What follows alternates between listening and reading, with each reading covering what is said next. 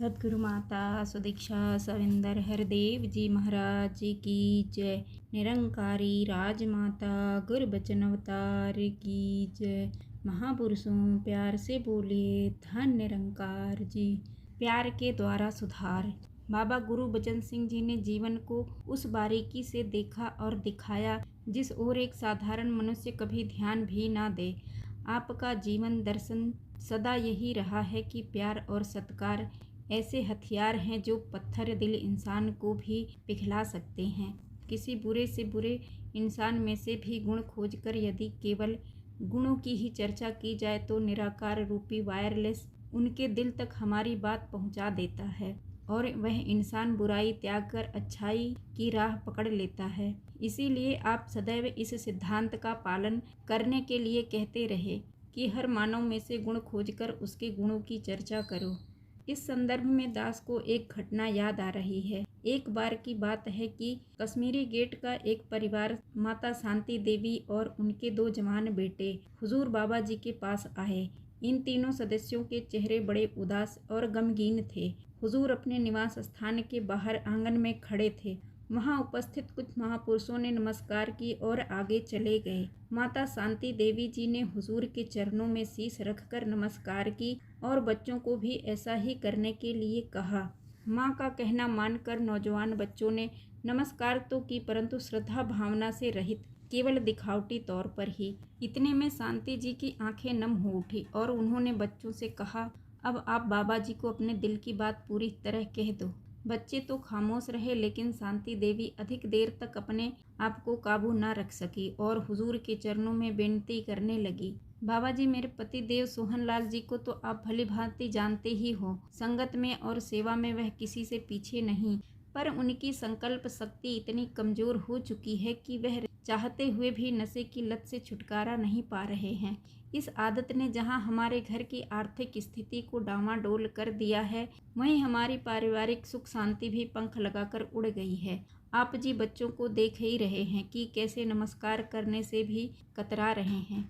इन बच्चों का कहना है कि हमारे पिता को संगत और सेवा से क्या लाभ पहुंचा है। यह तो केवल पाखंड ही लगता है।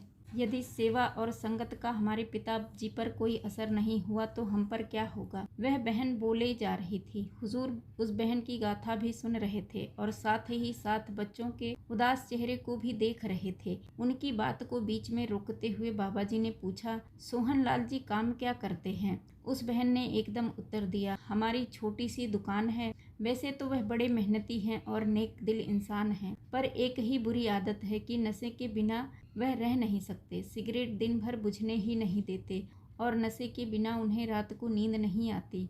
माँ की शिकायत के साथ बच्चों का भी हौसला बढ़ गया। बड़ा लड़का कहने लगा, बाबा जी, पिताजी खुद तो पीने से रुक नहीं सकते, परंतु यदि हम जाने अनजाने या देखा देखी कहीं सिगरेट का 1 या 2 कस लगा लें या 1-2 पैग शराब पी लें तो हमारी मार पिटाई शुरू हो जाती है। वह आपे से बाहर हो जाते हैं। बाबा जी ने बच्चों को संबोधित करते हुए कहना शुरू किया, बेटे, आपको तो अपने पिताजी का धन्यवाद करना चाहिए कि वह तुम्हें जीवन की ऊंचाइयों पर देखना चाहते हैं। यदि वह आपको नशे से दूर रखते हैं तो स्पष्ट है कि वह नशे की बुराई और नुकसान से वाकिफ हैं और नहीं चाहते कि जो नुकसान उनकी सेहत, पारिवारिक वातावरण और आर्थिकता का हो रहा है, आप भी वह नुकसान जिंदगी भर बर्दाश्त करते रहें।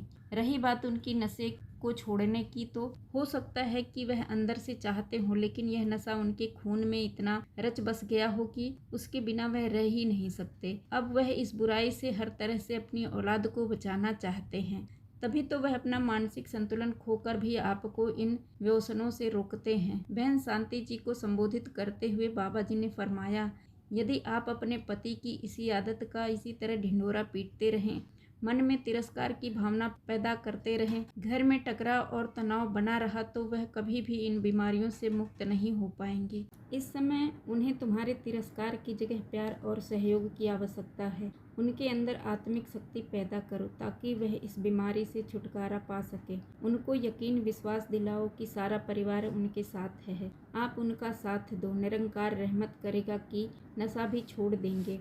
दास की तुच्छ बुद्धि सोचने लगी कि बाबा जी ने प्यार सत्कार का रास्ता इस परिवार को बता दिया है, पर इससे यह भी संभावना हो सकती है कि उनकी यह आदत और भी पक्की हो जाए।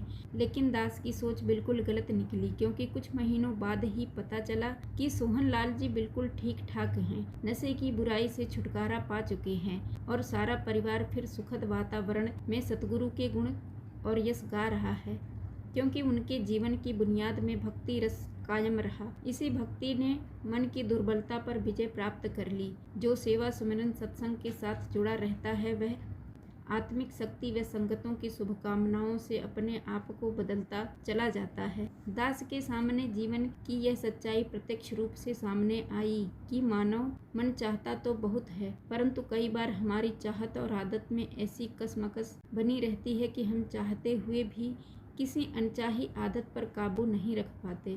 यह मानवीय दुर्बलता है, परंतु अगर संत महात्माओं का संग मिलता रहे, सेवा जैसा शुभ और नेक कर्म होता रहे, मन में निरंकार प्रभु का वास कायम रहे, तो किसी भी आदत और मानसिक दुर्बलता पर विजय प्राप्त की जा सकती है। मनुष्य का दृढ़ संकल्प और भक्तिभाव संतों महापुरुषों का आशीर्वाद जीवन की रूपरेखा बदलने में सक्षम है। जब परिवार का सहयोग भी मिल जाता है तो यह परिवर्तन सहज में ही हो जाता है। इस प्रकार परिवार भी इस नेकी में अपना योगदान डालकर घर में गुरुमत को अपनाकर सुखद वातावरण का आनंद पा लेता है। महापुरुषों प्यार से बोलिए धन निरंकार जी।